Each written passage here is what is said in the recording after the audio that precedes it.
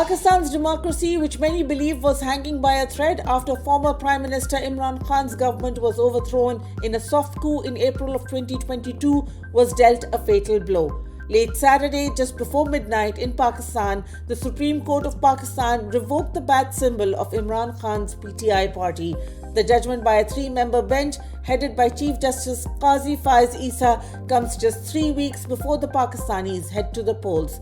In his bizarre decision, the Chief Justice said it wasn't clear if the party held elections, whereas clear evidence of the party's election in Peshawar was presented before the court. The decision left legal experts stunned. According to Dawn, legal eagles and the political experts were in disbelief after the Supreme Court on Saturday decided to strip PTI of its iconic election symbol BAT by reinstating the Election Commission of Pakistan's decision. Faisal Siddiqui, a senior lawyer at the Supreme Court, criticized the decision.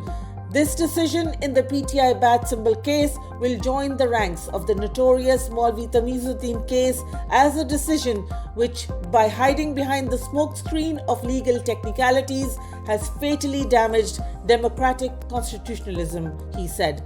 Barrister Asad Rahim Khan also scathing in his criticism of the verdict, saying, "Given the nature of its decision and the now routine absurdity of its logic, this is probably the shortest time in which the Supreme Court has lost its credibility, an utterly ludicrous order." Besides Pakistanis, international commentators also weighed in. Michael Kugelman, South Asia Institute Director at the Wilson Center, said, "PTI leaders jailed, PTI electoral candidate nomination papers denied, PTI online rallies, fundraisers blocked, top PTI rivals' legal vows melt away, Supreme Court justices perceived as siding with PTI step down, PTI denied use of election symbol. This is brazen, not subtle pre-poll rigging."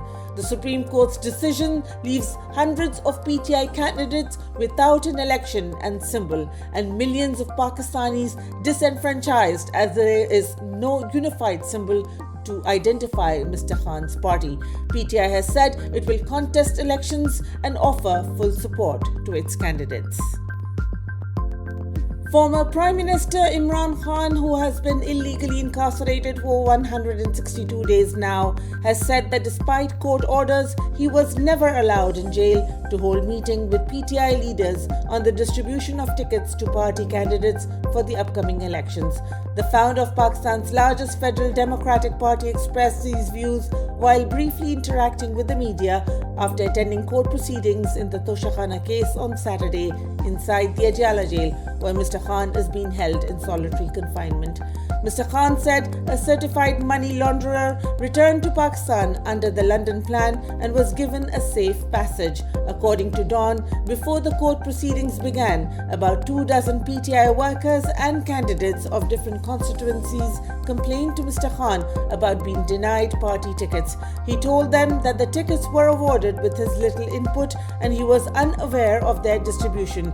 He explained to them that it was not possible for him to make a quick decision on the award of 850 tickets in a brief discussion with party leaders. In a response to a question if he was ready to hold dialogue with certain quarters, the former premier replied, "The only issue left for discussion is conducting free and fair elections." Political activities in Karachi have started after months, with PTI, Imran Khan's party, launching a massive rally. Sher Afzal Marwat, a member of the PTI's legal team and senior member of the party, speaking at the rally, said, "I will give your message to Imran Khan when I see him next in jail, that the people of Pakistan are telling you, you don't worry," repeating the former Prime Minister's famous message of calm to Pakistanis. Police and Sindh Rangers, the paramilitary force which oversees security in Karachi, blocked all roads leading to the venue. However, Karachiites were able to gather in large numbers. Karachi is Pakistan's largest city, from where PTI secured majority in 2018. Fahim Khan, PTI's former member, National Assembly, who like other former members has been evading Pakistan security agencies for fear of abduction and forced defection from the party, made a dramatic appearance, vowing to stay committed to Imran Khan's PTI.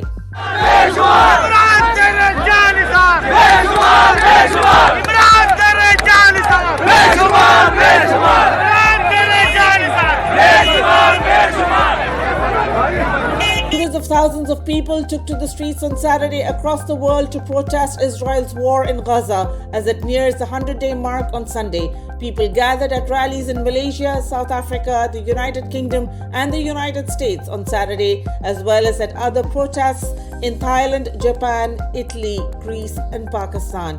The demonstrations took part in the Global Day of Action for Palestine and to call for an end to the bloodshed that has killed 23,843 people and wounded more than 60,317, according to the Palestinian health officials.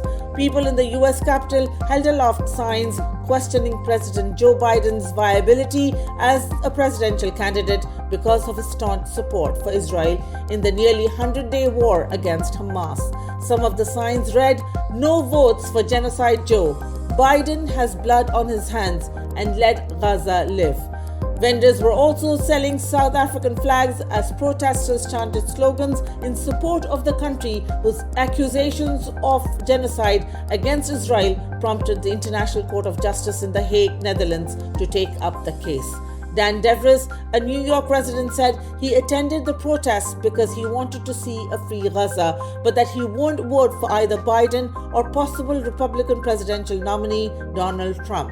"I see this war as part of the US drive to offset its economic decline by engaging in continual war," said Devries. Washington resident Phil Klein held up a sign calling for Pope Francis to excommunicate Biden. "I know he is a devout Catholic. Maybe he will take this issue seriously when the Pope removes him from the church. There is no justification for bombing civilians," Klein said, though he added he still intends to vote for Biden in the November elections. Medea Benjamin, a co-founder of the anti-war group Code Pink, told the Associated Press that the moniker Genocide Joe will stick with Biden for a certain segment of the community because of his handling of the war in Gaza.